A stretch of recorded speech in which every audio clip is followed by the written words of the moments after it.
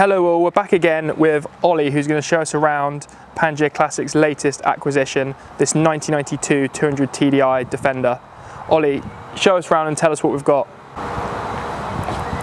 Hi guys, we've traded the son of Pennsylvania for the son of Kent in England with probably one of my most favourite cars to date. This is one of the most special Defenders you're actually going to find around. It is the genuine one owner, 24,000 mile car with completely original paint. So Ollie, how did this come about? So after a little tip off from a close acquaintance, we jumped on the first flight out to Spain about a couple of months ago. How will the best acquisitions happen? How will the best acquisitions happen? After a very sketchy drive into the hills outside Spain in, I think it must be March or February, in the snow. It wasn't far from Andorra? Not far from Andorra at all. We met up with the original owner, who was actually very pleased to see us, having travelled so far to see his car. But this is the genuine one owner car, having lived in a garage its whole life. So it's benefited from the nice warm sunny climate of Spain. And how many miles did it have on the clock? 37,000 kilometers, I believe. So just under 24,000 miles. Let's go and take a look around, and Ollie can show us some of the detail that's very rare to see. So I think the hardest part of this recommissioning job was, what do you do, what do you change, what do you leave? And I think that's where Ollie has perfected it. So Ollie, why don't you tell us what we've added, what we've left, and what makes it really special to you?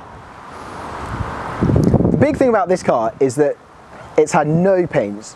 So what you see is completely as it left the factory. On every car you get, you think, oh, we need to do a little bit here to tidy it up because it's slightly too scruffy. But this is so good on every single panel because of the way it's been looked after. We haven't given it any paint at all. Okay, so tell us a little bit about the car. What gets you going? Because I know you're particularly excited about this one. I think you've spent several hours lying underneath it, admiring it. It was meant to be a quick turnaround, but it's turned into a labour of love. This has been 2 months of love in this car. So when we first got the car, it looked a little bit scruffy, but underneath it you could see all the little details were just as they left the factory. So this is completely original paint. It's finished in Eastnor Green, which until this car probably wasn't one of my favourite colours. But now you see it here today in the sunlight, it looks incredible. It's still got all its original trims on it. It's still got all the original little details everywhere. It's probably one of the finest Defenders, certainly for 30-year-olds, that you're going to find. It's got, you know, all the little trims are original. They're none of the new plastic rubbish that you find fitted to most Defenders today. I think it'd be fair to say that I've never seen a Defender of this condition and originality. It just doesn't really make sense, really, because they're meant to be workhorses, yes, used. But I think the fact this one was a holiday home car probably had a large part to do with its... I think that's the whole story. So it lived, as I say, it lived at their holiday home about an hour and a half from Barcelona up in the hills. Every single year of its life it had its ITV, or its annual inspection. So in the history book you've got little dates and stamps. And I think some years it only covered a couple of 100 kilometres and some years it did a few more. But it spent the winters when not used inside in a garage, and it spent the summers when not used inside in a garage. So it's avoided the harsh Spanish sun in the summer and the weather in the winter. And the colour is? So this is Eastnor Green with an alpine white roof. Originally, is that a Range Rover colour? Yes, so Range Rover colour came out, I'm going to say late 80s. Okay, we won't hold you to that. Don't hold me to that. But no, I think when you see it here today, it's an absolutely stunning colour. It's obviously got an alpine white roof, as you'd find on pretty much all Defenders of the time. And one little thing we swapped for it, as you can probably notice, is the Eastnor Green Wolf wheels. Nice. So originally it would have had skinnier white steel wheels like you'd find actually on the Range Rover, and we've swapped out for these Wolves.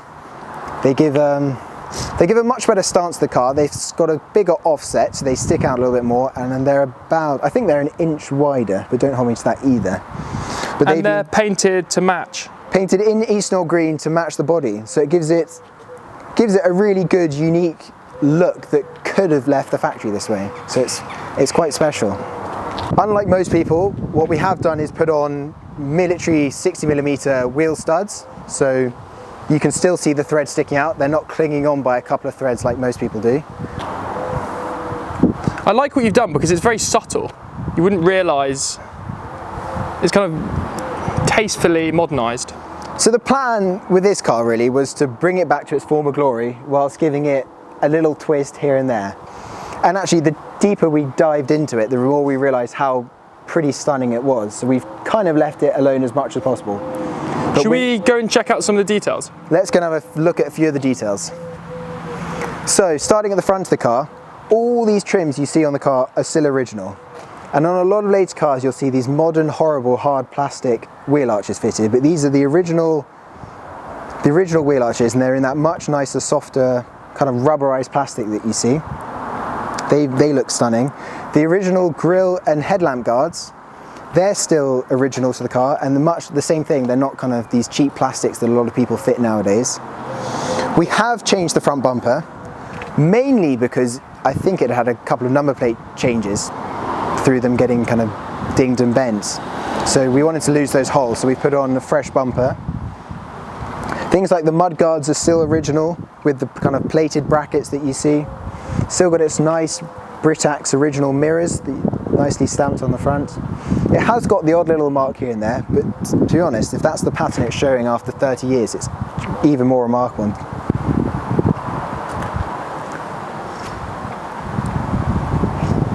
We decided to fit stainless steel bolts throughout the car, so to replace the unsightly brown drips that you often see from the normal thing, we've replaced it with stainless steel.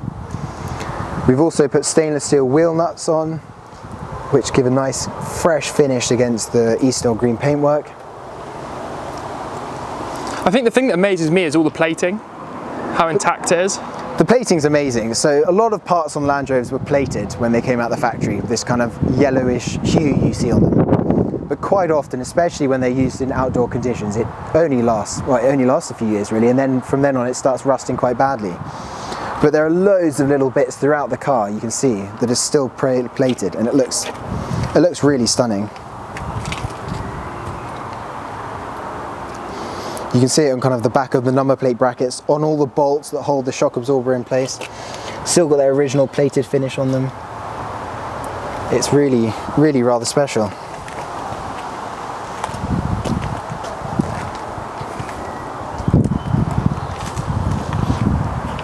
At the back we've still got the original Land Rover mudguards, as you can again see with the original plated finish on the rivet heads, and of course a new spare wheel and tyre on the back door. So we fitted this tyre with the Goodyear Wrangler MTRs. They're one of our favourite mud terrain tyres, and it's what Land Rover themselves use on all vehicles that came out of the factory in kind of 2014-15 at the end of production. So they've got a nice knobbly tread, and they really suit the Wolf wheels on Defenders. Perhaps unsurprisingly, the interior of this car is remarkable. I think there's barely been a single nut and bolt inside here that's been undone ever. It's completely original. It's got its original grey cloth seats, which are in lovely condition. Original floor mats, and it's even got a set of Land Rover overmats fitted from the factory. Well, they must be from the factory because the mats underneath them look like they're new. All the switchgear is original, it looks perfect condition. The cigarette lighter has never been used, which is a nice thing to see. You didn't just replace it? We have not just replaced it. The only thing it has got actually is an oil pressure gauge mounted where there would normally be a blanking plate, which is actually quite a nice little addition that I like, so I'll agree with the owner there. One thing we have changed is the roof lining, or head lining. So we fitted a kind of grey suede style roof lining, which feels pretty luxurious and premium, simply because the original was pretty tired and droopy, as they all seem to get irrelevant of mileage. I think the glue simply perishes at some point in their life. But other than that, it's a bit of a gem, to be honest. So as I said, this car's had a pair of Land Rover genuine overmats fitted, I think from new, because the original floor mats it had are in simply remarkable condition. Perhaps unsurprisingly then, the floors of the car look like they're new. It even has little stickers inside to show which body panels we fitted onto which car. And all the hardware showing them in is completely original with the lovely yellow plated finish to them. So being a 92 model year car, it's fitted with a 200 TDI engine. It's also got a LT77 gearbox, which is a 5-speed, and an LT230 transfer case. The engine is pretty incredible, to be honest. I've never seen a Defender engine that looks like this. So we have not visually touched anything here. Most of the bolts you see have never been touched since they left the factory. It's probably the most impressive engine bay I've ever seen, to be honest. So that concludes a quick walk around video of our 1992 Land Rover Defender 90. If you've got any questions about the car, please send us an email, sales@pangaeaclassics.com, or if you go onto the website pangaeaclassics.com, you'll see a full gallery of around 100 photos and a long description. Thank you for your time, and see you in the next video.